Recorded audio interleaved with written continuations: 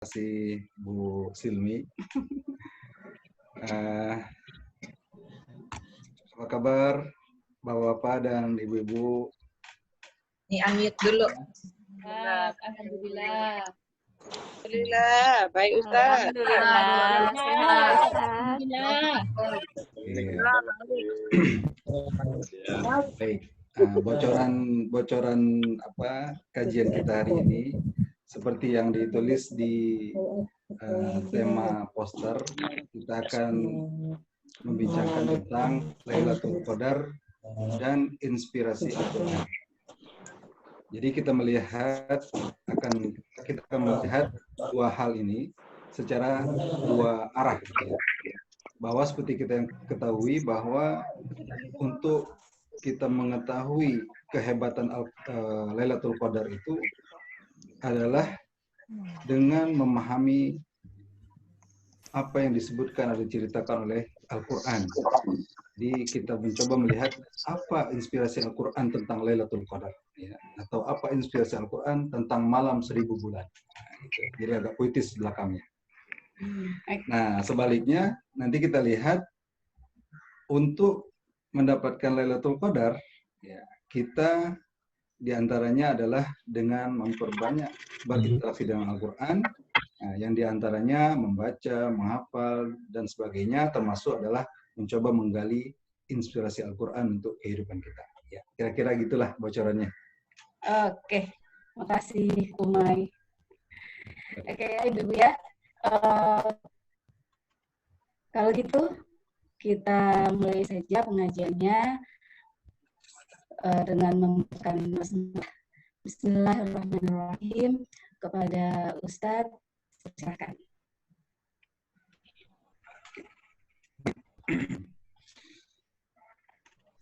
Oke, saya awali dengan menyampaikan salam. Assalamualaikum warahmatullahi wabarakatuh. Waalaikumsalam warahmatullahi wabarakatuh. Innal hamdalillah nahmaduhu wa nasta'inuhu wa nastaghfiruh wa na'udzu billahi min syururi anfusina wa min sayyiati a'malina may yahdihillahu fala mudhillalah wa may yudlilhu fala hadiyalah. Asyhadu an la ilaha illallah wahdahu la syarikalah wa asyhadu anna Muhammadan abduhu wa rasuluh alladzi la nabiyya ba'dah. Allahumma wassalli wa sallim wa barik ala Muhammad wa ala alihi wa sahbihi wa man walah, amma ba'd. Puji syukur kepada Allah Subhanahu wa taala, kita semua dapat bertemu kembali, ya, di ruang Zoom ini, ya, walaupun sudah lama kita ini di depan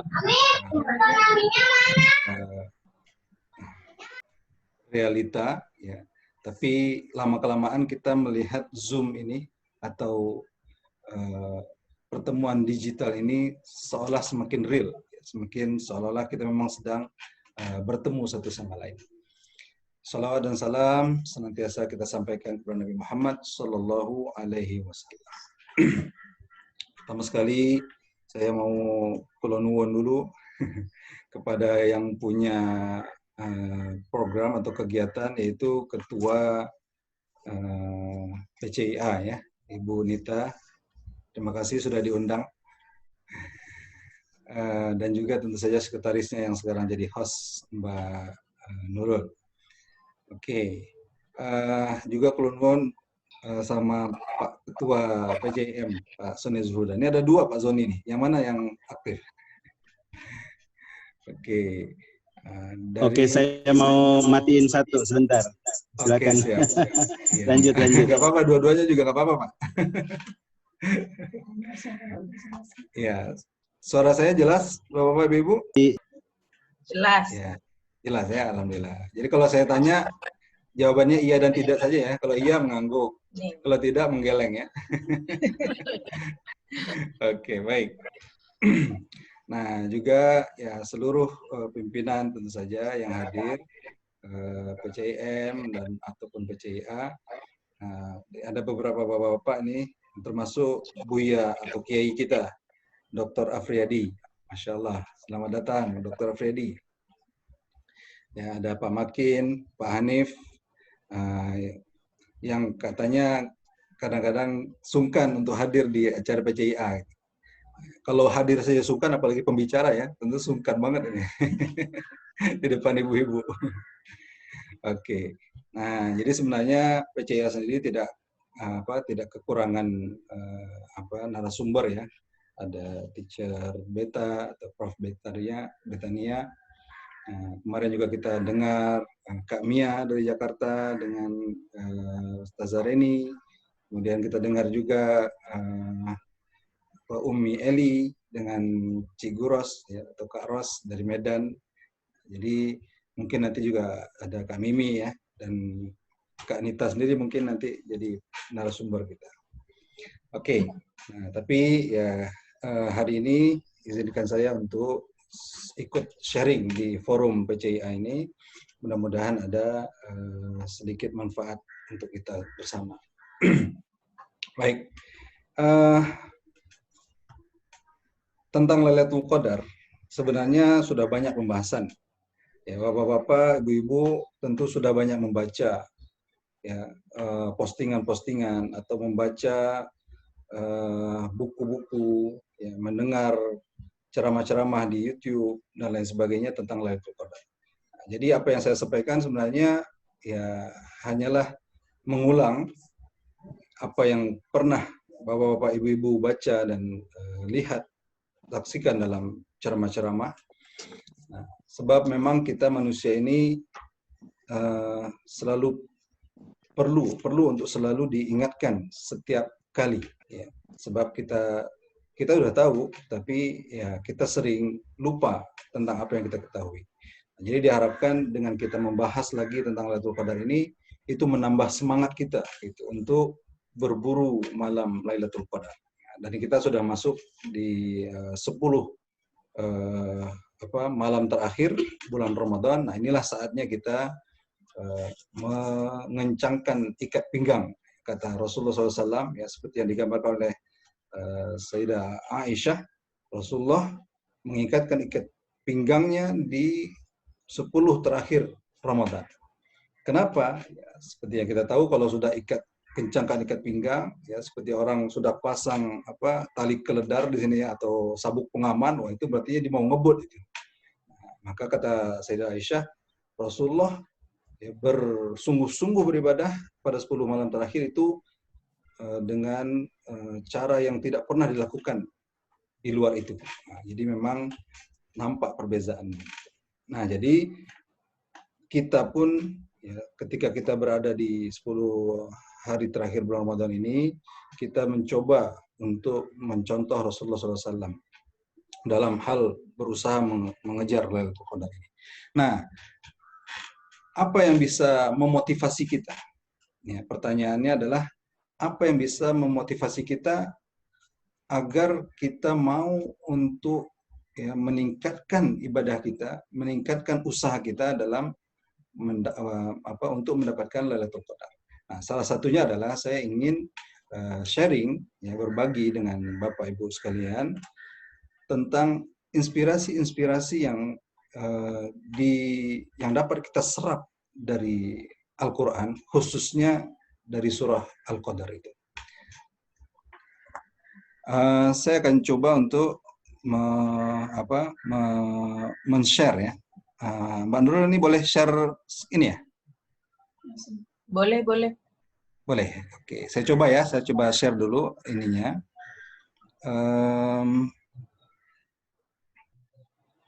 Sebentar. Oke.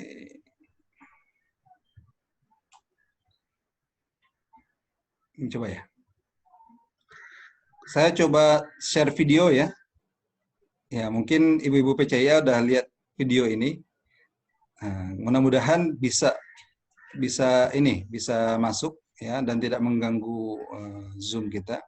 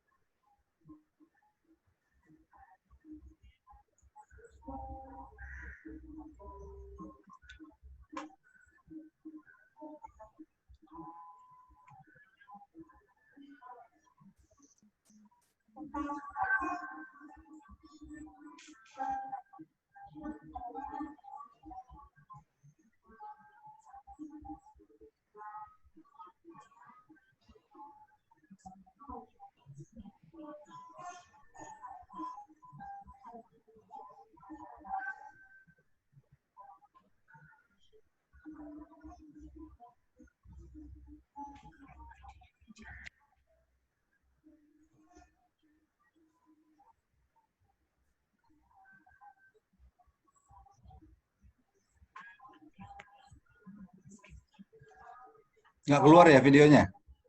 Iya, belum Pak. Oh, belum. Oke. Nggak apa deh. Kita langsung masuk ini aja ya. Sorry, kirain udah masuk tadi. Oke. Kita cancel sharing ininya. Masih loading kayaknya. Masih loading ya? Saya stop aja deh. Saya ganti yang lain ya.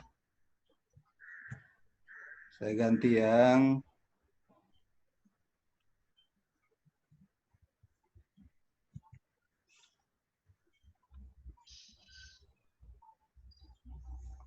oke.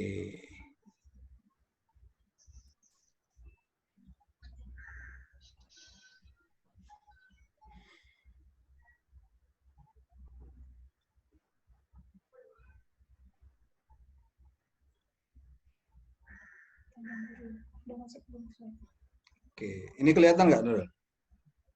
Masih foldernya Pak Ustadz. Tuh, kajian Masih online folder ya? PCIA Malaysia. Iya.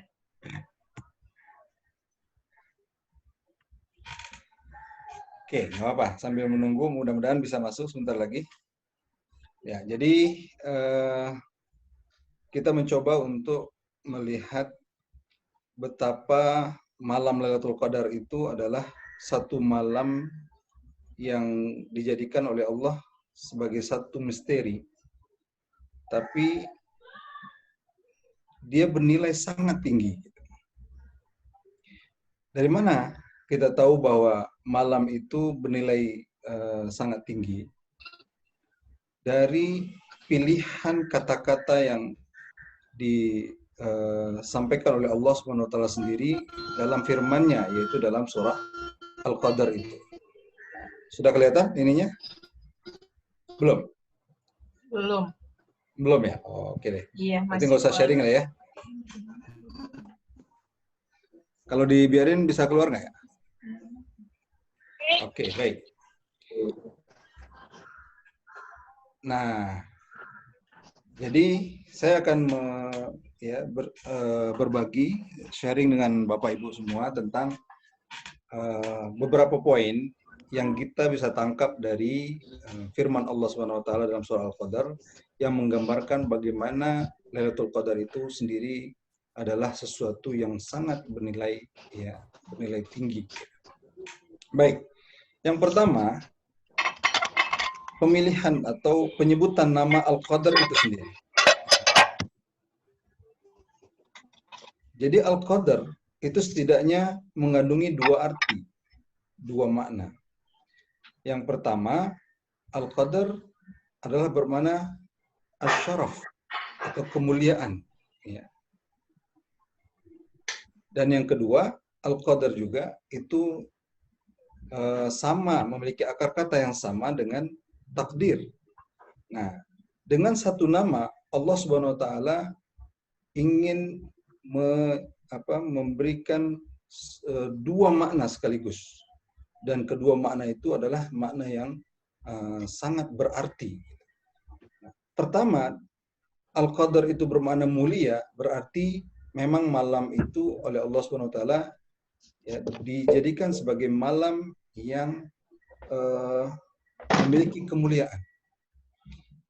Bagaimana hebatnya kemuliaan itu, ya hanya Allah yang tahu. Tapi Allah memberikan clue, ya, atau yang kita sebut dengan kisi-kisi tentang kemuliaan Lailatul Qadar. Apa kisi-kisinya? Bahwa Allah menyebut inna anzalnahu. Oke, kita berhentikan saja ininya ya, sharingnya ya. Takutnya nggak muncul di Bapak Ibu. Oke, nggak apa-apa. Jadi Allah memberikan kisi-kisi tentang kemuliaan Al-Qadar itu dengan memilihnya sebagai waktu turunnya Al-Quran. Inna anzalnahu fi lailatul qadar, kata Allah Subhanahu wa taala. Nah, kalau kita perhatikan tentang gimana?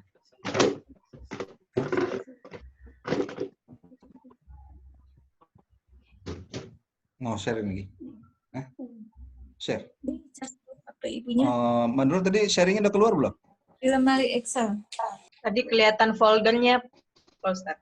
Oh, udah nggak muncul ya? Nggak usah lah ya, nggak usah sharing ya? Iya. Iya. Oke, nggak apa-apa. Nggak usah pakai itu. Oke. Nah, jadi balik lagi ke tadi. Di antara clue yang menunjukkan tentang kemuliaan Lailatul Qadar itu adalah Allah Subhanahu wa taala mengaitkannya dengan Al-Qur'an. Nah, seperti yang kita ketahui, apa saja yang berkaitan dengan Al-Qur'an itu semuanya adalah mulia. Ya, misalnya kita lihat ya sebagai sumber dari Al-Qur'an itu sendiri yaitu Allah Subhanahu wa taala. Tentu saja Allah itu adalah Maha Mulia. Nah, kemudian Al-Qur'an itu diturunkan kepada seorang insan yang sangat mulia, yaitu Nabi Muhammad SAW, melalui perantaraan yang juga mulia, yaitu Malaikat Jibril, ya, penghulu atau ketuanya para malaikat. Nah, kemudian bulan yang dipilih pun kemudian menjadi bulan mulia. Kita sebut Ramadan Karim, gitu kan? Ya, Ramadan Karim, Ramadan mulia. Ya, Wallahu akram, Allah lebih mulia lagi. Nah, sehingga kemudian sampai kemudian Al-Quran itu sendiri adalah sesuatu yang mulia. Al-Quranul Karim kita sebut. Nah, jadi semuanya serba mulia. Dan itu dipilih, ya, penurunannya itu adalah pada malam Lailatul Qadar. Ya, saya tidak akan menjelaskan lebih detail tentang nuzul Qur'annya. Nah, silakan baca apa yang sudah dijelaskan oleh Ustadz kita, ya, Ustadz Arifin dalam tulisan-tulisannya. Itu sangat jelas tentang nuzul Quran itu. Nah, jadi poin yang kita ingin ambil di sini adalah ketika Allah Subhanahu wa taala menyebut malam itu dengan Lailatul Qadar, yang salah satu artinya adalah mulia. Jadi dari kisi-kisi ini kita sudah melihat betapa malam itu adalah memang penuh dengan kemuliaan. Nah, jadi kita boleh bayangkan betapa mulianya malam itu. Nah, kemudian pada makna yang kedua, qadar juga berarti takdir. Nah, takdir apa yang ada pada malam itu kita pun tidak tahu. Wallahu a'lam. Ya, yang jelas Allah Subhanahu wa taala menyebutkan dalam surah Ad-Dukhan itu, ya, surah Ad-Dukhan ayat 2, 3, 4 sampai 5 itu Allah menyebutkan bahwa nama Lailatul Qadar disebut oleh Allah dengan Lailatun Mubarakah. Inna anzalnahu fi lailatin mubarakah. Itu malam yang penuh berkah. Nah, ini satu lagi nilai kemuliaan malam Lailatul Qadar. Lalu kemudian pada ayat seterusnya, yufraqu fi kullu amrin hakim. Pada malam itu segala urusan, ya, segala urusan itu dijelaskan, ditetapkan oleh Allah Subhanahu wa taala. Nah, seperti yang disebut juga dalam ayat keempat surah Al-Qadar, ya, min kulli amrin, bahwa segala sesuatu itu ditetapkan. Nah, ada ulama yang menjelaskan bahwa pada malam itulah ditetapkan seluruh takdir pada setahun itu, misalnya, atau 1 tahun ke depan. Nah, apakah memang begitu? Wallahu a'lam. Ya, tapi ada isyarat tentang takdir itu dari nama Lailatul Qadar. Nah, jadi kalau kita dengan pemahaman awam kita misalnya, ya, memahami tentang penetapan takdir 1 tahun ke depan. Nah, kita berharap ketika kita yang memotivasi kita untuk berburu Lailatul Qadar itu adalah bagaimana ya kita ingin dapat ya ketika kita sedang berdoa mengharapkan kepada Allah, ya Allah, masukkanlah kami sekeluarga ke surgamu. Nah, pas Lailatul Qadar. Lalu takdir itu pun ditetapkan misalnya. Ya Allah, jadikanlah kehidupan kami lebih baik ke depannya. Pas Lailatul Qadar, kemudian ditetapkan takdir itu. Nah, itu pemahaman awam kita seperti itu ya. Nah, tapi artinya itu memotivasi kita untuk mencoba berusaha ya sekuat tenaga kita untuk berburu Lailatul Qadar. Nah, itu yang pertama ya, Bapak Ibu, bahwa dari namanya saja itu sudah mengandungi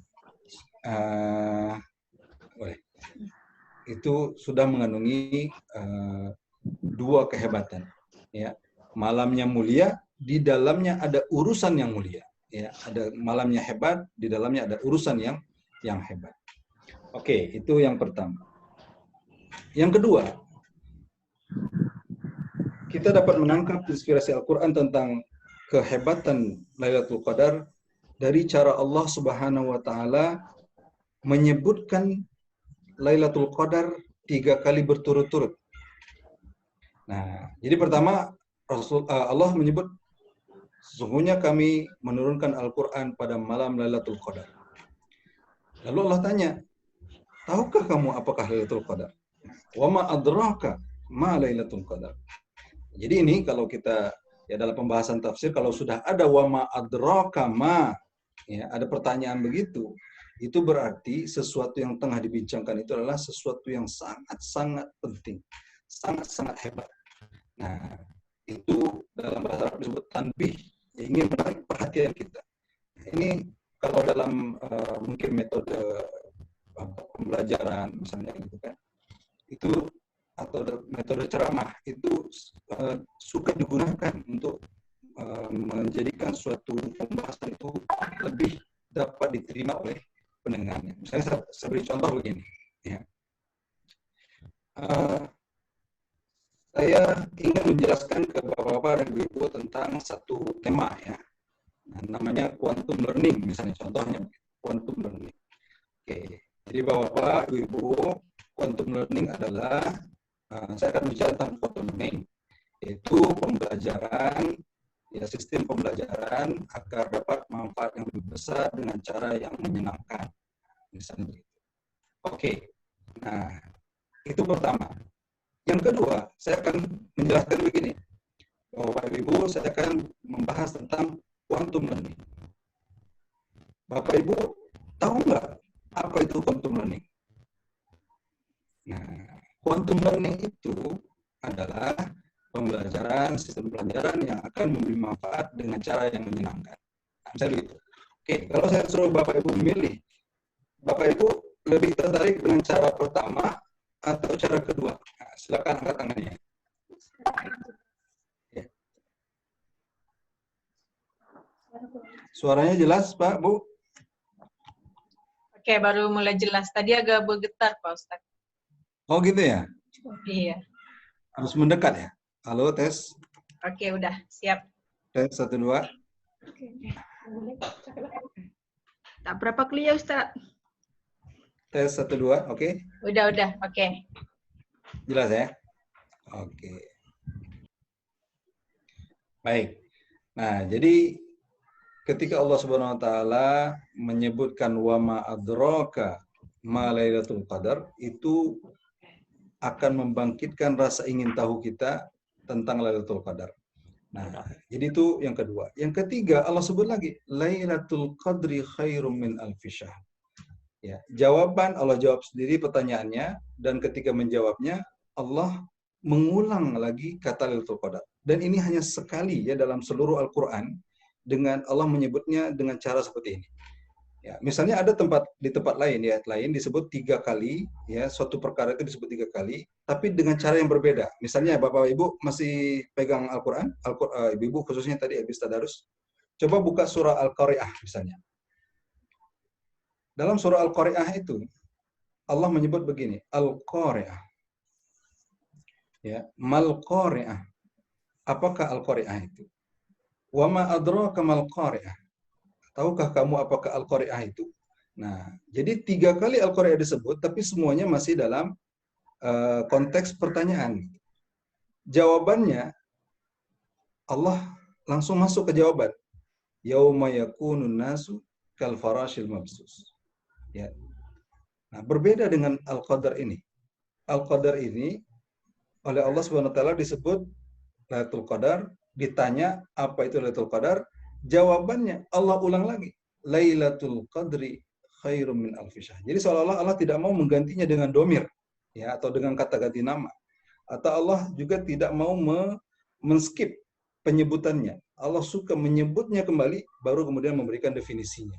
Nah, jadi dari isyarat yang halus ini, ya, kalau kita perhatikan Bapak-bapak dan Ibu-ibu, betapa ya Lailatul Qadar itu adalah sesuatu yang sangat istimewa, ya, yang di sisi Allah Subhanahu wa taala. Oke. Nah, itu yang kedua, ya. Keistimewaan Lailatul Qadar yang ketiga adalah dijelaskan oleh Allah Subhanahu wa taala dalam statement yang sangat jelas, ya. Siapapun membacanya sudah dapat melihat keistimewaan itu. Lailatul Qadri khairum min alfi syahr. Ya, bahwa nilai 1 malam Lailatul Qadar itu lebih baik dari 1000 bulan. Nah, 1000 bulan ini sudah berbagai cara orang menjelaskannya, ya. Mulai ada yang menghitungnya dengan tahun. Wah, coba bayangkan 1 malam sama dengan 83 tahun. Wah, itu nampak besarnya gitu kan. Nah, bukan hanya tahun, ada yang menghitungnya dengan jam. Kira-kira berapa jam itu? 1000 tahun itu. Atau dalam hitungan menit gitu, ya. Nah, kalau saya lebih suka menghitung dengan hari. 1 malam nilainya ribuan hari. Gitu, kira-kira begitu. 1 malam atau puluhan ribu hari. Ya. Nah, sebab nampak nilainya itu lebih besar gitu, ya. Angkanya itu lebih besar. Kalau dari 1000 bulan jadi 83 tahun, angkanya jadi kecil, ya. Nah, kalau dengan hari 30.000 hari misalnya, contohnya begitu. Nah, jadi itu nilai itu siapapun membacanya itu akan nampak, oh memang malam Lailatul Qadar itu sangat luar biasa nilainya. Oke, itu yang ketiga. Isyarat keistimewaan yang keempat untuk Lailatul Qadar adalah Allah menyebutkan bahwa pada malam itu seluruh malaikat, ya, itu bersegera, ya, kalau bahasa ininya bebasnya, berebut turun ke langit bumi. Tanazzalul malaikatu. Berebut, bersegera turun ke langit bumi. Nah, ada yang menarik di situ bahwa yang pertama Allah menyebut biizni rabbihim, dengan izin Tuhan mereka. Nah, jadi bukan misalnya disebutkan bi amri rabbihim, dengan perintah Tuhan mereka. Seperti yang kita ketahui bahwa malaikat itu adalah makhluk yang tidak pernah membantah perintah. La ya'sunallaha ma amarahum wa yaf'aluna ma yu'marun. Itu gambaran malaikat oleh Allah Subhanahu wa taala, tidak pernah melanggar perintah Allah, dan mereka hanya mengerjakan atau akan mengerjakan apapun yang diperintahkan.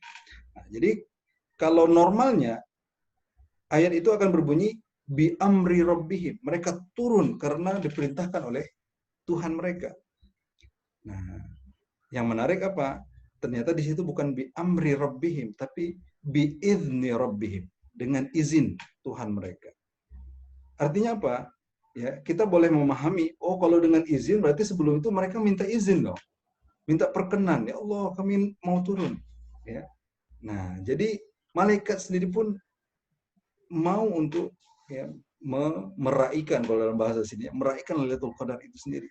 Nah, ketika kita masih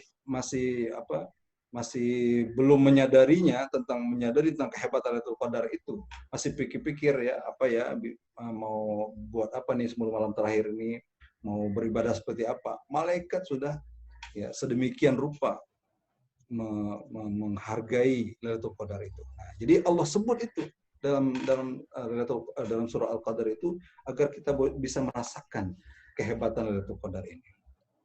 Nah, kemudian bukan hanya para malaikat, Allah sebut juga warruh.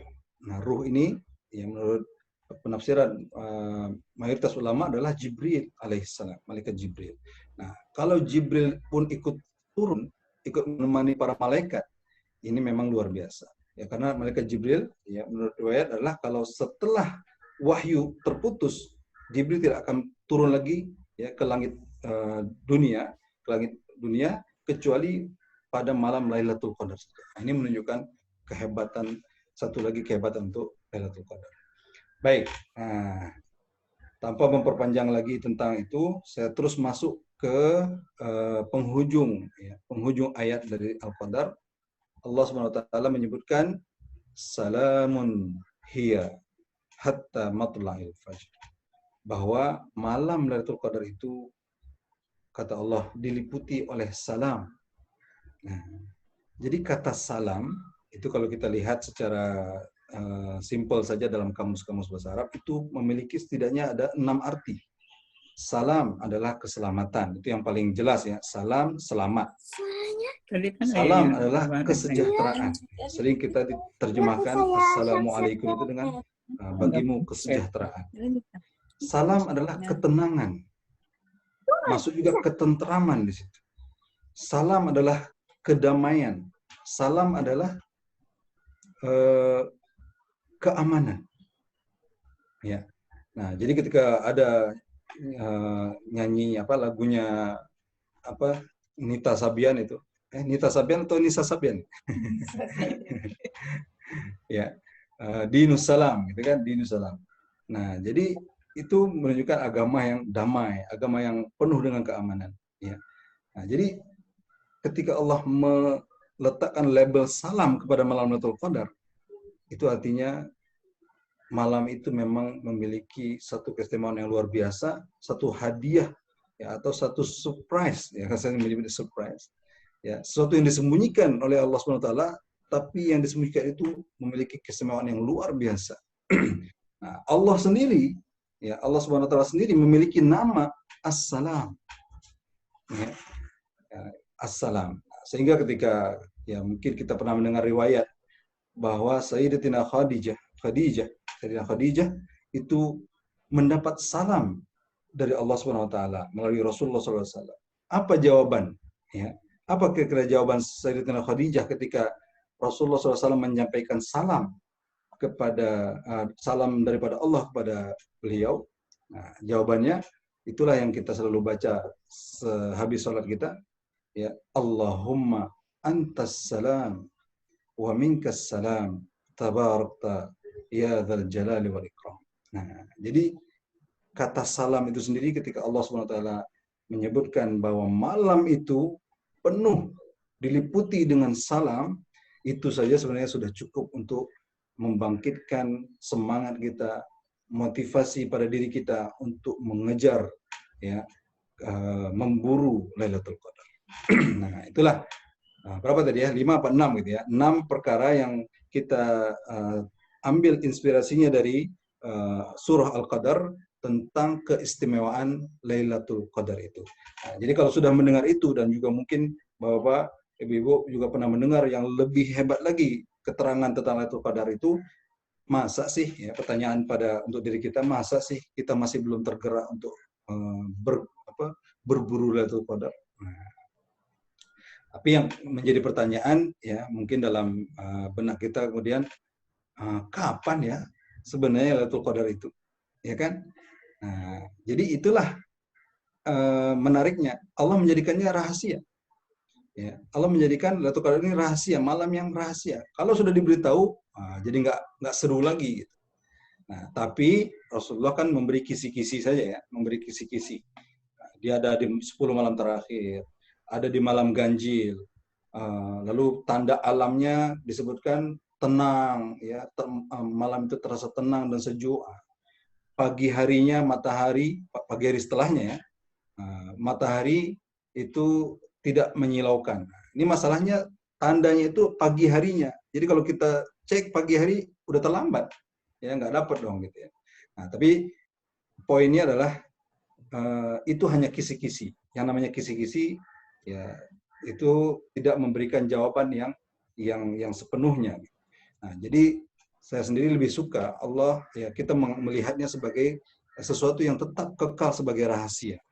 Ya, supaya apa? Supaya kita tidak berhenti memburunya. Kalau misalnya kita terlalu pede misalnya kan, oh malam ini sejuk nih, wah ini kayaknya malam Lailatul Qadar. Akhirnya kemudian udahlah udah dapat malam Lailatul Qadar, besok nggak usah lagi misalnya. Gitu ya. Atau oh ini malam ganjil, berarti malam genapnya nggak usah dikejar lah. Nah, itu terjadi ya. Kita sadari terjadi. Kalau misalnya dulu ada ketika masjid masih boleh itikaf misalnya, malam-malam ganjil itu lebih ramai daripada malam-malam genap. Nah, artinya ya mereka hanya mengejar yang ganjil saja, karena itu lebih dekat. Padahal kan ya sebenarnya apa salahnya kalau juga yang dikejar adalah pada malam yang genapnya gitu kan? Karena itu hanya kisi-kisi saja, belum tentu memberikan jawaban yang sesungguhnya. Nah, jadi biarkan malam itu menjadi satu rahasia sehingga kita tidak memilih-milih mau giat beribadah itu di malam mana saja gitu. Nah, tapi semua malam kita giat beribadah. Oke. Masuk. Oke, ini coba share screen. Bapak-bapak boleh lihat, Ibu-ibu? Mudah-mudahan kelihatan ya. Oke, baik. Mbak Nurul kelihatan nggak? Ya, kelihatan. Kelihatan, oke. Oh, udah habis ini tapi. Oke, jadi biar tetap jadi rahasia gitu ya. Nah, jadi Ibnu Qayyim Al-Jauziyah itu kalau nggak salah pernah berkata begini. Kalau misalnya Allah itu menyuruh untuk mencari Lailatul Qadar itu sepanjang tahun tanpa memberitahu kisi-kisi misalnya, itu saya akan kejar Lailatul Qadar itu. Wah, luar biasa kan? Setahun dikejar, pokoknya dijanjikan di situ ada satu malam tuh Lailatul Qadar, dia akan kejar satu malam satu tahun itu. Kita sudah dibatasi, jadi beri batasan hanya 10 malam terakhir. Masih milih-milih juga ganjil genap gitu. Ya, seperti di Jakarta aja gitu ya. Di Jakarta ada plat ganjil, plat genap gitu. Ya, walaupun itu Rasulullah sendiri yang memberikan kisi-kisi. Nah, jadi kita coba membuat satu perumpamaan begini misalnya. Ya, kita seorang pekerja, saya seorang pengajar misalnya.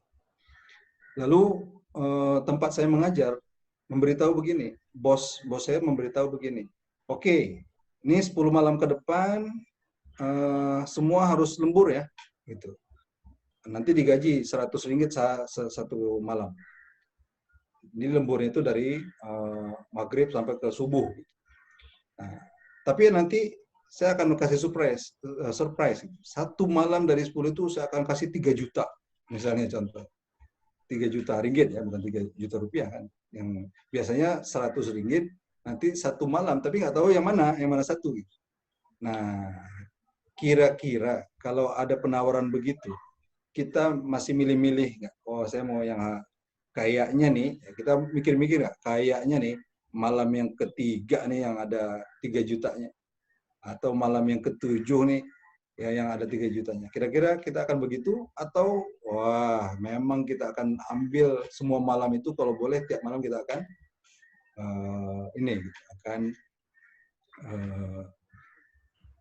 mengambil peluang untuk lembur ya, setiap malamnya. Kalau sudah semua malam kita lembur, pasti ya sangat besar kemungkinan kita akan dapat Lailatul Qadar, gitu ya. Atau dapat apa yang disembunyikan di antara 10 malam itu. Oke, baik. Oke, ini ada pertanyaan masuk ya. Nanti mungkin saya coba jawab. Oke, baik. Dari Ibu Mas. Oke, langsung dijawab aja bagaimana? Boleh, dibacakan dulu, Nurul bacakan ya. Oke, baik. Ini pertanyaan dari Bu Mas Tula. Apa tanda-tanda yang menunjukkan bahwa seorang itu mendapatkan malam qadar? Apa perubahan yang terjadi pada diri orang tersebut? Oke, terima kasih Bu Mas pertanyaannya. Ya, pertanyaan yang bagus. Jadi kalau saya pahami ya, ini tidak seperti misalnya haji mabrur yang selalu kita dengar. Kalau sudah dapat haji mabrur, biasanya tandanya adalah orang itu semakin taat misalnya. Kalau Lailatul Qadar, saya sendiri, walau alam mungkin Sa'arifin nanti boleh membetulkan, ya, atau ustazah yang lain, tidak ada tanda. Gitu. Orang itu menepati Lailatul Qadar atau tidak, itu tidak ada tanda tertentu. Oh, jadi kalau setelah dapat Lailatul Qadar, dia akan menjadi berubah seperti apa gitu. Ya, sependek pengetahuan saya itu tidak ada tanda-tanda tertentu. Nah, justru sebenarnya karena malam ini adalah malam yang dirahasiakan, ya, dia akan tetap menjadi rahasia.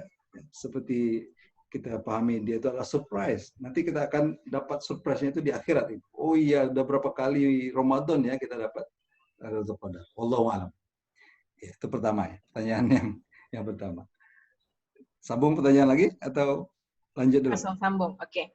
Ini dari Teh Reni. Kayaknya Teh Reni sama Teh Lia pertanyaannya sama. Buat perempuan yang sedang berhalangan, apakah ada amalan tertentu untuk meraih malam kemuliaan? Oke, baik. Ya, ini pertanyaan yang luar biasa ya, karena forum kita forum ibu-ibu, forum PCA, maka pertanyaannya spesifik ya untuk ibu-ibu. Oke, baik, sebenarnya tidak ada bedanya yang pasti ya, yang pasti tidak ada bedanya antara laki-laki dan perempuan dalam amalan yang perlu dilakukan untuk berburu Lailatul Qadar. Nah, jadi kalau misalnya memang sedang berhalangan, ya yang tidak boleh itu kan sholat. Nah, itu yang pasti tidak boleh gitu ya. Tapi kalau Al-Quran, menurut pandangan yang dirajihkan, itu boleh saja membaca Al-Quran. Nah, nanti pada yang sesi yang kedua saya lebih mendetailkan tentang interaksi kita dengan Al-Quran ya. Apa yang perlu kita lakukan terhadap Al-Quran itu. Nah, tapi dalam berkaitan dengan pertanyaan ini, bahwa masih bisa seorang perempuan yang kebetulan berhalangan itu juga memenuhi malam itu dengan membaca Al-Quran. Termasuk zikir-zikir. Nah, itu masih bisa dilakukan gitu ya. Termasuk bersedekah, termasuk ya melakukan pekerjaan amalan-amalan lain yang nggak boleh satu saja, sholat. Nah, jadi artinya masih terbuka banyak peluang gitu. Nah, dan kalau tidak berhalangan, ya sama saja antara laki-laki dan perempuan. Apalagi zaman masa kita pandemi ini, laki-laki dan perempuan betul-betul sama. Kenapa? Laki-laki pun nggak bisa lagi itikaf di masjid, ya kan? Walaupun sebenarnya untuk perempuan pun pada masa-masa yang lain, masa dulu itu boleh ya itikaf dengan syarat-syarat tertentu misalnya kan. Nah, tapi sekarang kita sama. Nah, sama-sama kita di rumah. Ya, melakukan usaha-usaha amalan-amalan untuk mengejar itu. Ya, mudah-mudahan itu bisa menjawab ya pertanyaan dua pertanyaan tersebut. Ada lagi, Mbak Nurul? Ada Pak Ustadz. Pertanyaan selanjutnya dari Yumia. Assalamualaikum Ustadz Umay, Masya Allah cukup jelas uraiannya dan tafsiran dari Quran Surah Al-Qadar. Oke, yang mau ditanyakan, apakah amalan atau zikir pada malam memburu Lailatul Qadar selain sholat qiyamul lail dan membaca Al-Quran? Oke, baik. Kalau terima kasih Mia, Kak Mia, pertanyaannya luar biasa. Ya, memang kalau pertanyaannya selain qiyamul lail dan baca Al-Quran, memang dua itu memang harus dilakukan gitu ya. Nah, selain itu apa? Doa yang sudah pasti kita sama-sama diajarkan, sama-sama menghafalnya, yang Rasulullah SAW sendiri mengajarkannya ke Sayyidah Aisyah radhiyallahu anha adalah banyak-banyak membaca Allahumma innaka afuwun tuhibbul afwa fa'fu anni, kalau sendiri ya. Kalau mau bareng-bareng dengan keluarga, mendoakan keluarga sekalian, ya, fa'fu anna. Ya, ini doa pendek tapi luar biasa. Ya. Doanya pendek tapi luar biasa. Kenapa luar biasa? Karena di situ susunannya saja sudah cantik. Pertama, kita sebut Allahumma ya Allah, innaka afuwun. Ya, kita memberikan satu pengakuan bahwa Engkau ya Allah adalah Maha Pemberi maaf. Ya. Lalu kemudian kita tambah lagi pujiannya. Tuhibbul afwa. Ya, kita menyadari dengan sepenuhnya bahwa Engkau adalah sangat menyukai memberi kemaafan. Nah, baru kemudian kita mengajukan proposal kita. Nah, biasa kan begitu ya. Dalam berdoa pun kita disunahkan untuk memuji Allah dulu. Kadang-kadang ada para ulama itu misalnya dia mau berdoa, pujiannya itu bermenit-menit misalnya, banyak dipuji. Allahumma lakal hamdu kama yanbaghi li jalali wajhikal karim, dan seterusnya panjang, mintanya cuma satu saja. Nah, gitu. Jadi itu adab berdoa. Nah, maka di sini Rasulullah SAW mengajarkan Sayyidah Aisyah begitu singkat tapi sesuai, sudah di situ sudah ada adabnya, sudah membangkitkan keyakinan dalam diri kita bahwa ketika kita menyebut Allahumma innaka afuwun, ya Allah Engkau Maha Pemberi maaf, itu ada kesadaran dalam diri kita. Tuhibbul afwa, ada keyakinan Engkau memang suka memberi maaf. Nah, baru kita minta fa'fu anni, maka maafkanlah kami, maafkanlah saya. Nah, oke. Nah, ini kalau kita langsung bisa kita sama-sama menghafal ya. Nah, kalau enggak nanti disusulkan tulisannya mungkin. Oke. Atau bisa di search ya. Sebenarnya doa ini sudah sangat terkenal. Ini coba Bu Silmi coba memasukkan ininya. Ada nggak? Nggak ya? Oke, baik. Nah, nanti kalau nggak sempat dimasukkan di sini, bisa dicari di search, akan dapat doa itu. Nah, jadi doanya pendek, tapi sangat power, gitu, sangat luar biasa. Nah, itu ada yang nulis. Mbak Nurul ya, Allahumma innaka afuwun tuhibbul afwa fa'fu anni. Oke, ya lebih kurang begitu. Nah, bahkan ada juga yang menjelaskan, ya, ada penjelasannya. Kenapa al-afu? Apa kelebihan al-afu daripada al-maghfirah? Kenapa tidak bukan yang disebutkan adalah bukan meminta ampunan? Ya Allahumma gfirli, gitu yang diajarkan oleh Rasulullah SAW. Nah, jadi ada yang menjelaskan bahwa kalau maghfirah, Allah itu mengignore lah gitu ya, atau membiarkan dosa itu tidak diberikan hukuman, tapi dia tetap ada dalam catatan. Nah, tapi kalau al-afu yang diberi, itu artinya kesalahan itu dihapus, tidak ada bekasnya sama sekali. Jadi itu di antara keterangan kenapa yang diajarkan Rasulullah adalah al-afu.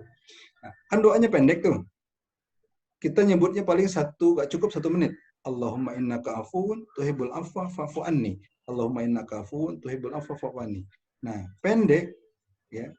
Tapi kadang-kadang kita masih malas untuk menyebutnya. 3 kali aja udah ngap-ngap gitu ya. Padahal ya apa salahnya kita sebut dia beratus kali, beribu kali gitu ya. Nggak usah dihitung, capek-capek nanti malah fokusnya pada hitungannya gitu. Sebut aja sebanyak-banyaknya. Nah, wallahu a'lam. Itulah doa yang diajarkan. Ya, kalau mau doa yang lain itu juga sangat terbuka gitu. Tentu saja sangat terbuka. Tapi inilah yang diajarkan oleh Rasulullah Shallallahu Alaihi Wasallam. Wallahu a'lam. Oke. Ada lagi Mbak Nurul? Sebelum kita sambung ke yang ini. Di chat udah habis nih. Mungkin habis ada ya? yang mau langsung menanyakan Bapak-bapak, Ibu-ibu. Oke. Kita lanjut dulu Pak Ustadz. Lanjut dulu ya. Ini sampai jam berapa? Zuhur. Jatahnya. Sampai zuhur. Oh, masih lama. Enggak, 30 menit lagi lah. Oke, 30 menit lagi. Oke, baik. Terima kasih ya. Nah, jadi setelah kita tahu bagaimana hebatnya Lailatul Qadar, dan ini sebenarnya kita sudah tahu ya, bahwa Lailatul Qadar itu sangat hebat gitu. Nah, dan seperti yang saya sebutkan tadi, ini hanya sekedar mengingatkan kembali hanya sekedar membangkitkan lagi motivasi kita, termasuk yang ngomong ini tentu saja. Ya. Nah, lalu kemudian kita coba kaitkan ya lebih jauh dengan Al-Qur'annya. Oke. Jadi di awal tadi kita sudah membaca inna anzalnahu fi lailatul qadar. Allah sendiri yang mengaitkan Lailatul Qadar itu dengan Al-Qur'an. Artinya, Lailatul Qadar memang tidak boleh terpisah dari Al-Qur'an. Bukan hanya Lailatul Qadar memang, ya. Mulai dari Ramadannya itu Allah sudah kaitkan dengan Al-Qur'an. Syahrul Ramadana alladzi unzila fihi al-Qur'an. Bulan Ramadan yang diturunkan dengan padanya Al-Qur'an. Jadi kalau kita mau bertanya-tanya lagi, sebenarnya Ramadan itu identik dengan apa sih? Ya, kalau ditanya misalnya Mbak Nurul, mewakili yang lain ya. Mbak Nurul, kalau Ramadan itu identik dengan apa sih? Puasa. Puasa. Puasa dan tarawih. Oke, betul. Nah, itulah yang ada dalam pikiran kita. Sebut saja Ramadan, kita akan ingat puasa dan tarawih, gitu. Padahal puasa dan tarawih itu baru diwajibkan, atau puasa lah khususnya ya. Puasa itu baru diwajibkan kapan? Itu setelah hijrah. Setelah hijrahnya Nabi ke Madinah, gitu. Kalau nggak salah ya, dalam tahun kedua itu baru diwajibkan puasa. Nah, jauh sebelum itu, sebelum puasa itu diwajibkan, itu Al-Qur'an diturunkan oleh Allah SWT ya 13 tahun sebelumnya atau 14 tahun sebelumnya itu pada bulan Ramadan. Nah, jadi seharusnya lebih identik ya, Ramadan itu lebih identik dengan Al-Qur'an dibandingkan dengan puasa. Nah, sehingga Allah sendiri mengatakan ketika mewajibkan puasa, kata Allah, puasa itu wajibnya di bulan Ramadan. Nah, bulan Ramadan itu yang mana ya? Oh, yang di dalamnya pada waktu itu ada turun Al-Qur'an. Jadi dia menjadi ciri bagi bulan Ramadan itu adalah Al-Qur'an. Jadi kalau Ramadannya saja itu sudah rapat kaitannya dengan Al-Qur'an, lebih spesifik lagi Lailatul Qadar. Lailatul Qadar, kalau jelaskan dari sekian panjangnya bulan Ramadan itu, nah lebih tepatnya kata Allah turunnya adalah pada malam Lailatul Qadar. Maknanya dalam 10 hari terakhir yang kita akan berburu Lailatul Qadar ini, jangan pernah lepas dari Al-Qur'an. Nah, bagaimana interaksi kita? Oke, luar biasa pas masuknya. Kelihatan ininya, Bapak Ibu? Slide-nya? Kelihatan ya? Oke. Nah, Al-Quran mesti kita apain nih? Nah, itu ya yang perlu kita lihat. Oke, saya sebutkan 1, 2, 3, 4, 5, 6, 7 ya. 7 perkara yang bisa kita buat dengan Al-Quran. Mungkin ada yang belum tersebut ini. Ini bukan semuanya ya. Tapi di antaranya inilah yang bisa kita lakukan terhadap Al-Quran. Yang pertama, baca sebanyak-banyaknya.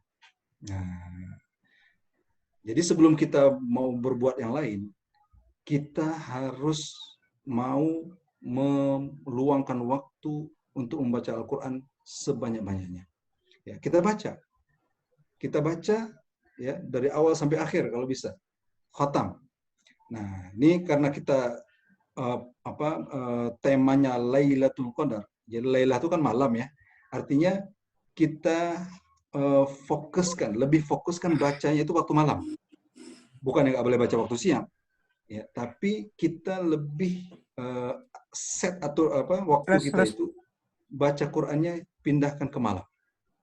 Nah, kita fokuskan pada malam hari. Ya. Nah, dalam surah Al-Muzammil itu sendiri disebutkan ya bahwa bacaan Quran di malam hari itu lebih kuat kesannya atau lebih kuat pengaruhnya dalam hati kita. Ya. Oke. Nah, lalu sebanyak apa? Ya, pertanyaan sebanyak apa? Memang sebanyak-banyaknya gitu. Sekuat yang kita mampu. Kalau misalnya ada waktu misalnya sudah mulai habis tarawih itu, mulai baca Quran, capek, ngantuk. Nah, memang biasanya begitu ya. Baca Quran itu masalah utamanya adalah mengantuk.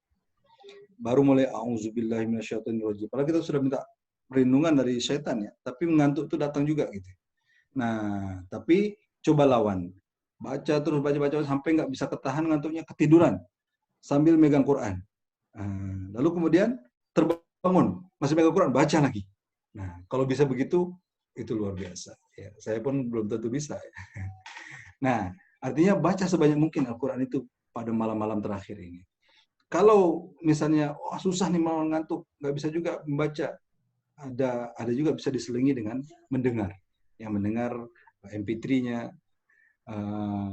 sekarang ya sangat mudah lah mendapatkan murotal-murotal itu ya.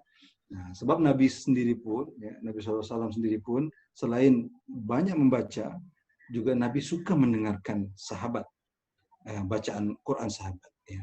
Nah, seperti yang pernah kita dengar, pernah Rasulullah minta ya, kepada beberapa sahabat untuk membacakan, ya, supaya Nabi mau berkesempatan untuk mendengarkan. Nah, dan baca ini untuk siapa saja yang sudah lancar kah, yang masih terbata-bata, yang masih merangkak-rangkak, baca. Nah, kalau masih salah-salah, ya nggak apa-apa, pokoknya baca sekemampuan. Ini memberikan satu jaminan pahala bagi siapapun. Kalau memang sudah bagus bacaannya, dia akan memiliki nilai yang hampir ya menyamai malaikat pembawa Al-Quran, ya, kiramin bararah. Nah, kalau masih terbata-bata, justru dapat dua pahala membaca dan pahala terbata-bata, ya, pahala merangkaknya itu. Jadi nggak ada perbedaan di sini. Yang pandai dengan yang pandai semua baca. Nah, jadi kalau malam Lailatul Qadar ini jangan bukan saatnya untuk kalau begitu saya mau belajar dulu baca supaya lancar dulu. Bukan saatnya. Sekarang saatnya adalah membaca, mempraktekkan bacaan itu sebanyak-banyaknya. Nanti ya kalau habis Ramadan, nah, barulah kemudian saya belum bagus bacanya, saya akan belajar baca supaya Ramadan tahun depan lagi saya sudah lancar. Ya, jadi bukan sekarang saatnya belajar itu. Ya, kayak misalnya orang sudah mau perang ya, musuh sudah di depan. Nah, musuh, sorry. Tes 1, 2, 3, oke. Sudah jelas? Belum? Halo, tes. Suara putus-putus, Ustadz. Oh iya? Iya. Dari tadi ya? Halo, tes. Oke. Oke. Tes, boleh? Jelas? Ya. Jelas. Oke ya? Jelas. Oke. Bisa sambung? Ya, Sambung. bisa. Oke, minta maaf ya. Oke, internetnya mungkin kecapean ini. Oke, baik. Nah, jadi seperti yang saya sebutkan tadi, ini bukan saatnya lagi mau belajar tajwid malam ini gitu ya. Pokoknya langsung aja diredah, kalau bahasa sini, diredah aja dulu. Masuk aja dulu. Kalau seperti orang perang, sudah di depan di kancah peperangan, dia belum sempat belajar mau bermain pedang. Ya belum saatnya, aduh ajarin dulu dong gimana nih. Enggak, pakai aja pedang itu, potong aja leher orang sedapatnya gitu. Misalnya begitu ya. Nah, ini maaf contohnya agak sadis. Nah, jadi orang yang pada malam Lailatul Qadar ini, kalau misalnya kita bacaan Quran kita belum begitu lancar, nggak apa-apa, baca saja. Ya tidak ada salahnya di situ. Nah, nanti habis Ramadan barulah berazam untuk memperbaiki bacaan. Baik, itu yang pertama, baca sebanyak mungkin. Nah, dan ini seperti yang sebutkan tadi bisa dilakukan oleh ya siapa saja, laki, perempuan yang berhalangan atau tidak, ya bisa membaca Al-Quran juga. Yang kedua, kalau capek baca, hafal. Hafal mana yang bisa. Ya, saya menyebutnya hafal mana yang bisa. Gitu. Sebab kita ya mungkin ya berbeda-beda dalam kekuatan hafalan, gitu ya, atau kecepatan dalam menghafal. Walaupun pernah ikut juga tuh seminar hafalan dengan Ustaz siapa dulu, Jazi ya. Ternyata nggak semudah yang diteorikan gitu prakteknya. Jadi hafal mana yang bisa. Sehari 1 ayat, ya itu nilainya luar biasa. Ya. Ya janji ada, yang penting ada yang kita hafal di antara sekian banyak Al-Quran itu. Nah, kalau prinsip saya, kalau kita nggak bisa menghafal 30 juz, minimal kita pastikan kita hafal juz 30. Nah, gitu ya. Nah, jadi kalau nggak sanggup menghafal semuanya, hafal sebagiannya. Jangan sampai ditinggalkan semuanya. Oke, seterusnya, Al-Quran juga ya dalam masa 10 malam terakhir ini, selain kita membaca, menghafal, mendengar, kalau bisa ada juga waktu kita berusaha untuk memahami maknanya. Mudahnya baca tafsir, baca terjemah. Nah, itu langsung baca Al-Qur'annya, baca terjemahnya. Ya, baca ayatnya, baca terjemahnya. Dapat artinya itu. Nah, tapi kalau yang sudah pernah ya atau dalam proses belajar bahasa Arab itu akan lebih menarik. Ya. Nah, dan malam ini tentu 10 malam ini bukan masanya lagi mau belajar bahasa Arab, tentu saja. Nanti ya dibuat azam dalam diri kita, kita akan belajar bahasa Arab. Kenapa belajar bahasa Arab itu penting?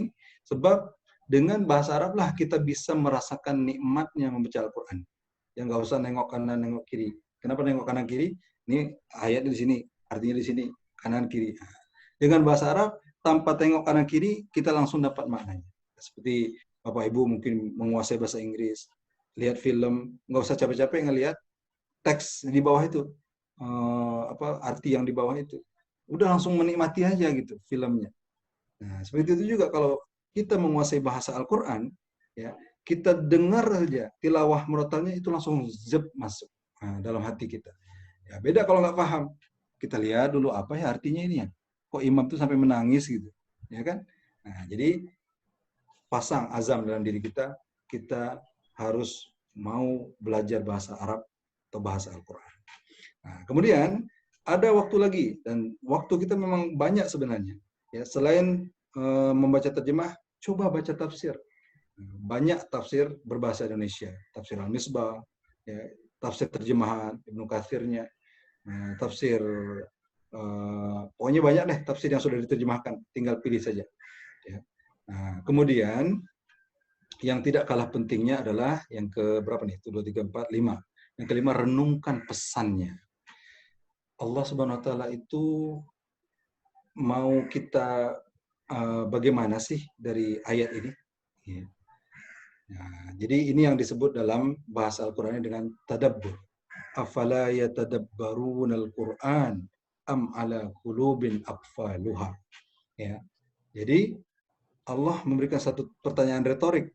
Kenapa mereka tidak mau merenungkan pesan Al-Quran itu? Ya, memikir-mikirkan tentang ayat Al-Quran itu, atau hatinya sudah terkunci? Nah, jadi kan pertanyaan retorik. Seolah-olah Allah mengatakan, kalau kita tidak pernah meluangkan waktu untuk bertadabbur, merenungkan ayat firman-firman Allah SWT, itu ada indikasi hati kita sudah mulai terkunci. Nah, itu pahaman mudahnya orang awam begitu kan, dengan susunan ayatnya itu. Nah, jadi jangan sampai hati itu terkunci dulu. Kalau hati terkunci, memang itu menjadi masalah besar. Nah, jadi supaya menjaga hati tidak terkunci, kita harus mau merenungkan ayat-ayat Al-Quran itu. Nah, saya suka menyebutnya, ya, bacalah Al-Quran seolah-olah dia diturunkan khusus untuk kita. Itu judul salah satu coretan Umay ya, yang pertama. Oke. Nah, jadi kalau kita baca Quran, memang di situ pada asalnya ditujukan kepada Nabi misalnya. Ya, sebagai contoh saja, Inna a'tainakal kautsar. Sesungguhnya kami, kata Allah, telah memberimu, mu di situ pada asalnya adalah Nabi Muhammad SAW. Memberimu Al-Kautsar. Nah, lalu oleh para mufassir ditafsirkan dari hadis-hadis Rasulullah SAW, Al-Kautsar itu adalah telaga Al-Kautsar. Nah, tapi kalau kita melihatnya, membaca ayat itu, mencoba merenungkannya, lalu kita bawa seolah-olah ayat itu memang ditujukan khusus untuk kita. Wahai, misalnya, ya, Umay, Inna a'tainaka, kami telah memberimu, hai Umay, Al-Kautsar. Nah, Kautsar itu sendiri, ya, secara bahasa adalah dari kathura, banyak. Nah, maksudnya di sini kata para ulama adalah nikmat yang sangat banyak. Ya, kita sadari bahwa nikmat yang kita dapat memang luar biasa banyaknya, tak terkira tidak terhingga. Nah, artinya ketika kita membacanya seperti itu, kita akan rasa, oh iya, memang sangat banyak nikmat yang Allah berikan. Nah, fasalli, kata Allah. Ya, kalau kita sudah sadar itu, apa yang Allah inginkan dari kita, kemudian fasalli li rabbika wanhar. Maka salatlah hanya untuk Tuhanmu dan berkurbanlah. Nah, berkurban di situ pun kata para mufassir, Allah pilih dengan berkurban yang terbaik, yaitu nahara. Nahara itu menyembelih unta. Ya. Kalau menyembelih sapi, menyembelih kambing itu namanya zabaha. Nah, jadi berkurban pun dengan yang terbaik gitu. Nah, maksudnya apa? Jadi ketika kita sholat, kita paham ayat ini. Ya, ini kan ayat favorit kita kan, surat favorit kan, pendek. Ya, kalau sholat memang inilah pilihan terbaik kita baca kan. Nah, tapi kalau kita paham, kita renungkan, kita tadaburi surat yang pendek ini saja. Jadi ketika kita membacanya, kita akan menyadari nikmat yang Allah bagi itu begitu banyak. Nah, lalu kita ketika sholat itu dengan penuh kesyukuran. Bukan sholat hanya sekedar melepaskan kewajiban. Nah, itu akan berbeda gitu ya. Jadi ketika kita mencoba mentadaburi, baca ayat demi ayat Al-Quran itu akan memberikan makna yang berbeda. Oke, nah dan ayat-ayat lainnya. Ya nggak usah yang panjang-panjang. Mulai saja dengan merenungkan ayat-ayat yang pendek yang selalu kita baca. Nah, dari situ kemudian ya kita pindah ke yang seterusnya, serap inspirasinya. Nah, ini yang kita jadikan judul kita, inspirasi Al-Quran. Oke, masih jelas ya, Mbak Nurul ya? Masih, oke. Nah, jadi inspirasi Al-Quran ini, ya, inilah sebenarnya yang membuat umat Islam pada peringkat awal, ya, setelah 100 tahun sampai ke 500 itu yang membuat Islam maju begitu luar biasa. Mungkin Bapak Ibu sering ya mendengar ceramah-ceramahnya Ustadz Adi Hidayat. Bagaimana misalnya seorang ulama yang bernama Jabir Ibnu Hayyan itu dia menjadi pakar ilmu kimia karena terinspirasi dari surat Al-Hadid misalnya. Nah, itu surat Al-Hadid surat ke-57. Lalu kemudian besi itu nomor 57. Itulah saya nggak terlalu ini ya. Jadi dia menjadi mengembangkan ilmu kimia itu dari inspirasi surat Al-Hadid. Nah, lalu kemudian Ibnu Firnas gitu ya yang membuat suatu eksperimen menjadi manusia terbang itu dari surah Al-Mulk gitu ya, disuruh melihat burung, bagaimana burung itu terbang misalnya. Nah, itu yang zaman dulunya begitu. Nah, kalau kita lihat buku-buku sekarang begitu banyak ya, orang mengaitkan Quran dengan parentingnya ya, bagaimana parenting itu berdasarkan Al-Quran. Ya, biasanya itu surah Luqman diambilnya kan, surah Luqman. Nah, sebenarnya surah Yusuf di awal-awal itu ada tuh isyarat tentang parenting itu, bagaimana membina kedekatan antara seorang ayah dengan anak gitu ya.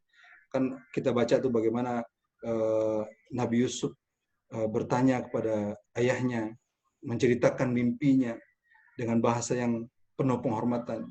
Ya, aku melihat begini. Nah, lalu dijawab dengan bahasa yang lembut oleh ayahnya Nabi Yakub dan Nabi Yusuf. Nah, itu mungkin menginspirasikan tentang parenting ya antara hubungan ayah dengan anaknya. Nah, dan seterusnya. Banyak contoh lagi. Bahkan ada Al-Quran dengan kelautan, ya, Al-Quran dengan kesehatan, Al-Quran dengan sains, Al-Quran dengan pendidikan dan lain sebagainya. Nah, artinya dari situ, ya kalau ada keinginan kita untuk menyerap inspirasi Al-Quran itu, maka disitulah kita akan mendapatkan berbagai banyak keuntungan. Siapa saja boleh melakukan ini. Ya. Tadabur, merenungkan pesan Al-Quran, menyerap inspirasi, itu boleh dilakukan oleh siapa saja.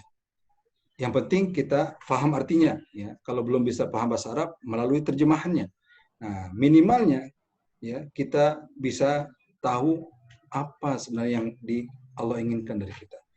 Tentu saja akan berbeda-beda. Seorang ustadz akan berbeda melihat satu ayat ya dengan seorang psikolog misalnya, ya, atau seorang guru melihat ayat Al-Quran itu mungkin berbeda dengan ya seorang murid. Tidak apa, Al-Quran itu ibarat satu intan permata. Dari manapun kita melihatnya, itu akan kelihatan indah. Nah, kita akan mendapatkan nilai yang luar biasa dari Al-Quran itu. Oke, nah, yang terakhir, ya mungkin ada 5 menit lagi ya.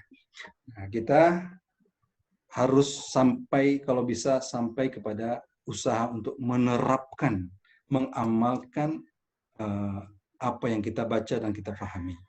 Nah, jadi ini sebenarnya, ini nggak usah. Ini sebenarnya adalah jangka panjang ya, walaupun misalnya dalam jangka pendek ini kita bisa menerapkan apa yang bisa, tapi ini lebih kepada jangka panjang. Bahwa Al-Quran itu, Bapak-Bapak, Ibu, jangan sampai kita berhenti hanya membacanya, membaguskan bacanya, atau hanya menghafalnya, atau hanya memahaminya. Al-Quran harus sampai kepada penghujungnya, yaitu kita terapkan dan kita amalkan dalam kehidupan kita. Terakhir, saya ingin menyampaikan satu pandangan Imam Al-Ghazali tentang pembacaan Al-Quran atau interaksi dengan Al-Quran ini. Bahwa Imam Al-Ghazali begini, memang tidak salah membaca Al-Quran banyak-banyak. Itu memang dianjurkan oleh Rasulullah, pahalanya pun luar biasa. Itu pun bagus. Memahaminya lagi bagus. Tapi kalau itu hanya tidak sampai kepada yang mengamalkan, itu masih akan masuk dalam kategori tercela. Kok bisa? Lalu kemudian Imam Ghazali memberi perumpamaan begini. Coba ya saya agak modifikasi perumpamaannya begini. Misalnya ibu atau bapak ingin ngasih kerjaan ke anaknya yang masih ABG ya, anaknya masih remaja. Nah, lalu tulislah di dalam satu kertas, D, 1, cuci piring, 2, lipat baju, 3, bersihkan kamar. Oke, kasih ke anaknya, D, ini kerjaan hari ini. Lalu si anak ini kemudian membaca, cuci piring, lipat baju, bersihkan kamar. Nah, kita senang nggak dengar dia baca? Oh, berarti dia tahu dong apa yang kita inginkan. Oke, kita senang. Diulang lagi, cuci piring, lipat baju, bersihkan kamar. Masih senang. Diulang-ulang masih senang kan? Cuci piring, lipat baju. Paham nggak dia maksudnya? Paham nggak maksudnya? Oke, sudah jelas? Madaro hilang ya suaranya? Oke, udah jelas lagi. Oke, baik. Terima kasih Pak Sani. Baik. Nah, jadi si anak itu terus membaca-baca saja gitu. Cuci piring, lipat baju, bersihkan kamar. Sampai hafal ya. Cuci piring, lipat baju, bersihkan kamar. Ya, dan dia sangat paham maknanya. Lagi Pak Ustadz. Nggak jelas lagi ya? Iya. Oke. Ini yang mana arahnya? Tes, 1, 2, 3. Oke, sip. Oke ya. Oke, nah. Jadi dia terus mengulang-ulang saja, cuci piring, lipat baju, bersihin kamar, cuci piring, tapi dia nggak buat satupun dari yang 3 poin itu. Nah, kira-kira gimana perasaan kita? Ya, mangkel ya. Nah, jadi Imam Al-Ghazali memberikan perumpamaan seperti itu. Ya, memang bagus, diperintahkan oleh Allah untuk membaca Quran. Diperintahkan juga oleh Nabi itu membaca Quran, menghafalkan dan lain sebagainya. Tapi itu masih kurang kalau tidak sampai kepada pelaksanaan atau penerapan daripada apa yang kita baca. Jadi itulah yang harus diusahakan ya, ujungnya sampai ke sana. Baik, nah jadi Bapak, Ibu-ibu yang dimuliakan Allah SWT, itu saja mungkin ya sedikit sharing dari saya tentang Lailatul Qadar kaitannya dengan inspirasi Al-Quran. Ya, mudah-mudahan membangkitkan motivasi kita dalam memburu Lailatul Qadar di pagi yang sisa malam terakhir Ramadan ini, ya, dan mudah-mudahan ada manfaatnya. Itu saja. Nah, kemudian saya akan kembalikan mic-nya ke Ibu moderator yang tadi hilang. Oke, aku lupa udah ada. Assalamualaikum warahmatullahi wabarakatuh. Waalaikumsalam warahmatullahi wabarakatuh. Terima kasih Ustaz. Oke, terima kasih Ustaz. Jazakallah khairan. Kita ada beberapa pertanyaan yang ada di kolom chat. Saya akan bacakan pertanyaannya. Yang pertama tadi dari Teh Reni ya. Iya. Oke. Kafa mau tanya, ini Kafa anaknya Teh Reni. Ini itu tanya. Udah tadi Kak. Itu udah. Oh, udah ya. Iya. Tadi saya menghilang. Pertanyaan dari Teh Lia sudah dibacakan? Sudah sama. Di bawah lagi ada Teh Reni lagi. Oh iya. Maaf. Mana ya? Ada nggak? Yang bertanya lagi Ustadz. Boleh Mbak Nurul tolong bacain dulu. Oke. Ini bertanya lagi Ustadz dari Teh Reni. Mendengar kajian Ustadz lain mengatakan bahwa takdir kita yang sudah Allah tetapkan di Lauhil Mahfuz akan berubah jika malam kemuliaan itu banyak diisi doa-doa untuk perubahan kebaikan. Nah, gimana menurut Ustadz? Apakah jika setelah itu kita ditakdirkan buruk menurut kita atau tidak sesuai harapan itu berarti gagal didapatkan malam itu? Oke. Ustadz mau langsung jawab? Ya. Ya. Langsung jawab aja ya? Silakan. Yes. Langsung Oke. aja. Kalau begini suaranya jelas? Jelas. Jelas ya? Oke. Baik, terima kasih Ustazah Reni ya. Iya. Ustazah Reni pertanyaannya, ini sebenarnya pertanyaannya agak berat ya. Oke. Jadi, apakah benar ya kalau kita kalau kita berdoa pada malam Lailatul Qadar itu, lalu kemudian itu dapat mengubah takdir gitu ya? Berbicara tentang takdir, sebenarnya memang kita belum sampai ke finish gitu ya. Dia masih akan terus menjadi pembahasan. Karena kenapa begitu? Karena takdir itu adalah sesuatu yang memang tidak kita ketahui. Nah, kita dalam beberapa bulan pandemi ini selalu kita mendengar ya kata-kata yang luar biasa yang keluar dari Sayyidina Umar Ibn Khattab ya, yang mengatakan ketika beliau akan masuk ke suatu daerah, lalu tidak jadi karena ada pandemi di situ, lalu ditanya, apakah ingin lari dari takdir? Nah, jawabannya adalah bukannya lari dari takdir, tapi mau pindah dari satu takdir Allah kepada takdir yang lain. Nah, artinya begini, Allah Subhanahu Wa Taala lah, hanya Allah yang mengetahui ya takdir kita itu bagaimana. Ya, apa ketetapannya Allah beri untuk kita, itu hanya Allah yang mengetahui. Nah, kalaupun ada makhluk yang mengetahui, itu karena Allah beritahu. Kita tidak tahu. Maka Rasulullah SAW ada menyebutkan bahwa doa itu bisa merubah takdir. Nah, apakah ada takdir yang berubah? Bisa dipastikan, betul. Suaranya hilang lagi. Coba lagi ya pakai ini, sorry.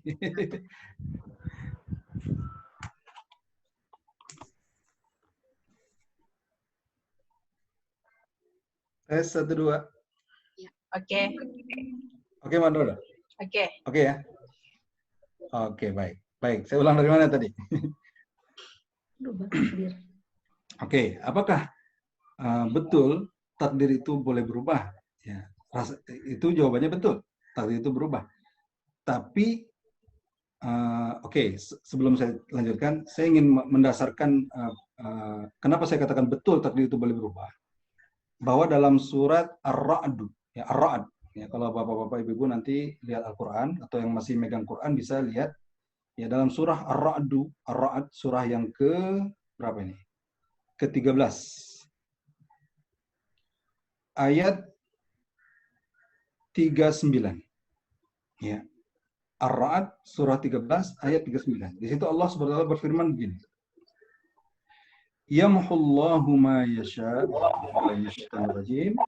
Yamhullahu ma yasha'u wa yuthbit wa indahu ummul kitab. Artinya Allah menghapus apa yang Dia kehendaki. Wa yuthbit, dan Allah menetapkan apa yang Dia kehendaki. Wa indahu ummul kitab. Nah, di sisi Allah lah terdapat ummul kitab yang kita sebut lauh mahfuz. Ya, dipahami dengan lauh mahfuz. Artinya Allah sendiri yang memberitahu. Ya. Allah sendiri memberitahu bahwa takdir yang sudah ada di lauh mahfuz, yang ada di sisi Allah itu dengan kehendak Allah bisa Allah hapus atau bisa Allah tetapkan seperti apa adanya. Oke, itu landasan itu kefahaman. Nah, tapi kemudian apakah itu kita bisa merasakannya? Ya, itu wallahu a'lam. Kenapa? Karena kita nggak tahu gitu. Apa yang ditakdirkan oleh Allah dirubah, yang tidak dirubah atau yang dirubah itu kita tidak tahu. Nah, itulah kelemahan manusia. Sebab itulah manusia perlu berdoa, memohon, karena ketidaktahuan. Kalau dia tidak sudah tahu, oh dia takdirnya ini akan masuk neraka, misalnya, udah dia nggak ngapain gitu kan, sudah ditakdirkan begitu. Ya, atau sama saja, takdirnya misalnya dia tahu akan masuk surga, dia pun nyantai juga. Nah, justru kan takdir itu rahasia. Nah, seperti rahasianya Lailatul Qadar itu, maka kita pun berusaha semampu kita. Kita mohon pada Allah. Nah, lalu pertanyaan yang belakangnya itu, apakah kalau misalnya setelah itu kita mendapatkan takdir yang buruk, tidak sesuai dengan harapan kita, apakah itu berarti gagal dalam malam itu masih wallahu a'lam. Ya. Nah, jadi begini, sering kita mendengar begini, Ustazah, bahwa kita meminta sesuatu yang kita rasa itu baik, ya bagi kita. Tapi mungkin di mata Allah itu bukan sesuatu yang baik bagi kita. Maka Allah memberikan sesuatu yang lebih sesuai bagi kebaikan kita, walaupun di mata kita itu buruk misalnya. Nah, itu wallahu alam kan. Nah, jadi tidak bisa, maksudnya tidak bisa kalau bisa setelah itu kita mendapatkan sesuatu yang buruk, itu menjadi indikasi misalnya bahwa doa kita pada Lailatul Qadar itu tidak dapat misalnya. Jadi tidak secara langsung ada hubung kaitnya gitu. Wallahu alam saja. Oke. Ini kayaknya pertanyaan terakhir dari Pak Bambang. Pak Bambang iya. bertanya. Silakan Pak. Monggo. Oke, Assalamualaikum Ustaz. Waalaikumsalam warahmatullahi wabarakatuh. Alhamdulillah, boleh mengobati kangennya Ustaz. Sebenarnya tadi mau nulis saja tapi kurang mengambil obat daripada rindu ini. Mau cakap terus sama Ustaz. Silakan Pak, silakan. Begini Ustaz, alhamdulillah kita bisa sharing dengan materi malam Lailatul Qadar. Pertanyaan saya, kita ini sebagai orang awam Ustaz, mau memburu Lailatul Qadar semalam jam suntuk itu ada saja halangan kita. Kadang-kadang ya malas atau keburu ngantuk atau apa hal saja ada. Soalnya kita ini orang awam. Apakah kita ini sudah masuk pada mendapatkan Lailatul Qadar yang kita itu hanya sholat isya plus taraweh plus membaca Al-Quran, sebatas itu membaca Al-Quran sampai sekian, lepas itu kita sudah ngantuk tidur. Jadi malam kita itu tidak hidup. Selepas itu kita nanti bangun lagi kurang lebih pukul 4 atau setengah 4. Kita lagi ada usaha untuk sholat baca Al-Quran lagi berdoa. Apakah waktu kan kebanyakan kita orang awam itu hari-harinya itu seperti itu Ustaz. Apakah kita sudah termasuk mendapatkan Lailatul Qadar amalan yang seperti itu Ustaz? Jadi dari sholat isya plus tarawih plus tadarus itu tadi Ustaz. Oke, sekian pertanyaan saya Ustaz. Ya, terima kasih Pak Bambang. Pertanyaan luar biasa. Oke, baik. Ya, sebenarnya bukan hanya orang awam ya. Yang ngomong ini ya lebih kurang begitulah. Jadi begini, kalau kita mau jujur ya, memang kita berusaha untuk mencari pembenaran atau mencari mencari cara supaya kita nggak capek, tapi nilainya dapat juga gitu. Kita pernah dengar kan, misalnya, oh yang penting buatlah sedekah agak berapa setiap malam. Pastikan sholat isya berjamaah, sholat subuh berjamaah karena itu akan mengcover semua malam gitu ya. Ya itu memang ada hadisnya. Rasulullah bersabda begitu. Tapi artinya kita di situ sedang mencoba untuk mencari jalan mudah gitu ya, untuk mendapatkan sesuatu yang luar biasa, sesuatu yang hebat gitu. Artinya kita nggak mau capek, tapi mau nilainya yang hebat gitu, yang besar gitu. Nah, jadi kalau ditanya misalnya apakah dengan begitu saja bisa dapat Lailatul Qadar? Kalau memang menepati ya malam yang memang yang pada waktu itu Lailatul Qadar, insya Allah dapat. Tapi, nah ada tapinya ya, tentu nilainya akan berbeda-beda. Nah, Allah Maha Adil kan? Allah Maha Adil gitu. Artinya begini, Tak akan mungkin kita yang berbuat begitu, yang hanya cuman memastikan kita sholat isya, taraweh, ya, kemudian tidur, terus subuh bangun lagi, nah, terus kita dapat nilainya akan sama dengan orang yang semalaman itu memang dia berusaha untuk menjaga supaya tetap beribadah terus. Nah, artinya mungkin dapat pun levelnya akan berbeda-beda, nilainya akan berbeda-beda. Ya, kalau bahasa mudahnya, ya kalau misalnya dikalikan ganda pada malam itu adalah 1000 kali, ya nilai kita berusaha misalnya cuman 10 dikalikan 1000 ya dapat 10.000 gitu. Nah, kalau misalnya orang yang berusaha sampai 1000 dikalikan 10 dia dapat 1.000.000, ya akan beda gitu. Nah, wallahu a'lam bishawab. Itu perumpamaan yang mungkin mudah dipahami ya, mudah-mudahan mudah dipahami. Itu saja Pak. Oke, terima kasih Ustaz. Ya. Ya. Ya, kita bacakan satu lagi pertanyaan dari Kak Mia ya. Kak Mia bertanya, saya pernah mendengar ceramah Syekh Ali Jabir. Jika mau mendengar Allah berbicara dengan kita, maka bacalah Al-Quran, karena Al-Quran adalah kalam Allah. Jika berbicara dengan Allah, maka salatnya kusuk. Ini pertanyaan atau gimana? Iya. Gimana tadi? Di bawahnya ada Di keterangan Syekh pertanyaannya. Ali Jabir ini insya Allah sudah dilakukan, tapi ketika membaca Al-Quran masih belum ada getaran bahwa apa yang kita baca itu ada teguran untuk kita, dan ada berita bahagia, berita membuat kita sedih, ada kisah-kisah Nabi yang bisa kita ambil hikmahnya dan bisa dijadikan pelajaran dari kisah tersebut. Yang ingin ditanyakan bagaimana kiat supaya kita membaca Al-Quran bukan sekedar hanya membaca saja, gitu ya Kak. Tapi mana tadi? Hilang. Tapi supaya bisa mendengar Ya, dan silakan, Ustaz. bergetar hatinya seperti ungkapan Baik, Syekh Ali Jabir. pertanyaan luar biasa, satu lagi dari Kak Mia. Kedengaran, Manur, suaranya? Iya, iya Pak Ya, Ustaz. baik. Ya, saya setuju ya dengan Syekh Ali Jabir bahwa kalau kita ingin mendengar atau mendengar kalam Allah, ya memang baca Al-Quran, karena Al-Quran itu adalah kalam Allah. Nah, kalau ingin berkomunikasi dengan Allah, yaitu melalui sholat. Baik, jadi pertanyaannya, langsung saja pertanyaannya, bagaimana kiatnya supaya memang kita merasakan berkomunikasi dengan Allah SWT.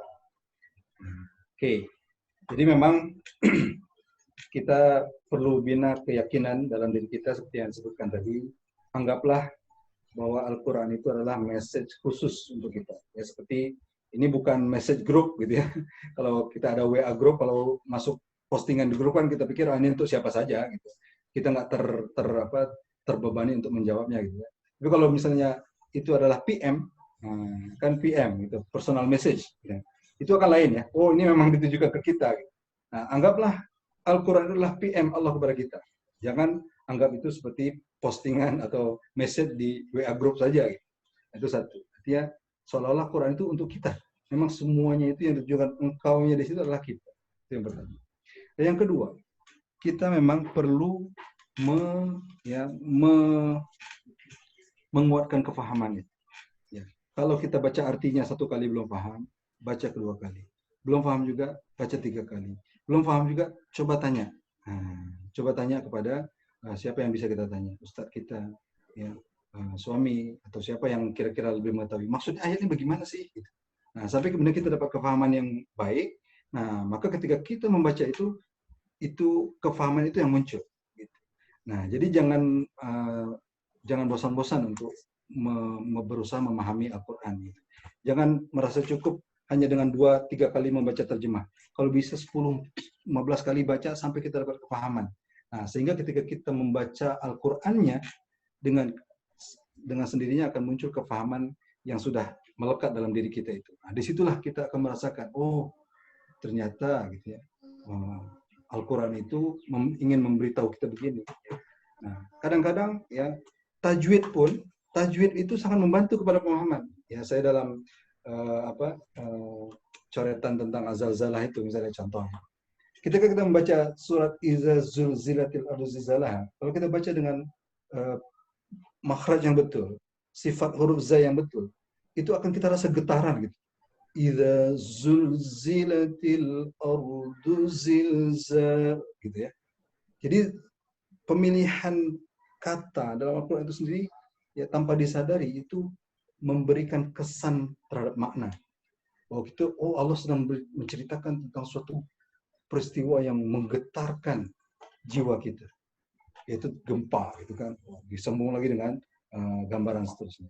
Nah, jadi mungkin itulah diantara kiat ya yang selama ini mungkin dicoba ya kita lakukan juga.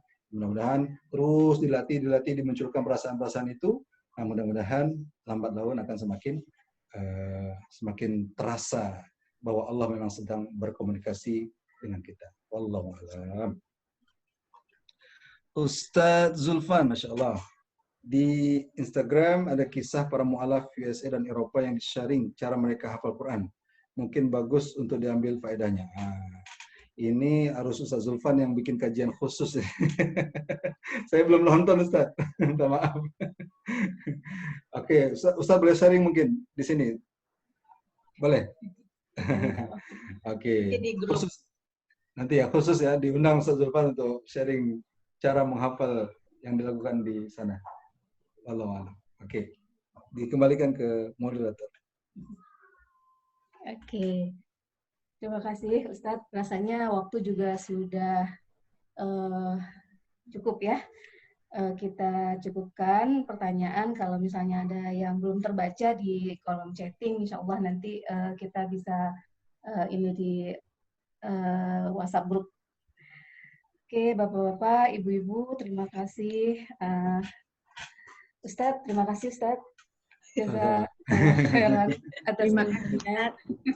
Terima kasih Ustadz. Ya, ini perkenalkan bagi yang belum tahu, yang di sebelah saya ini suami saya. Ustadz sudah memperkenalkan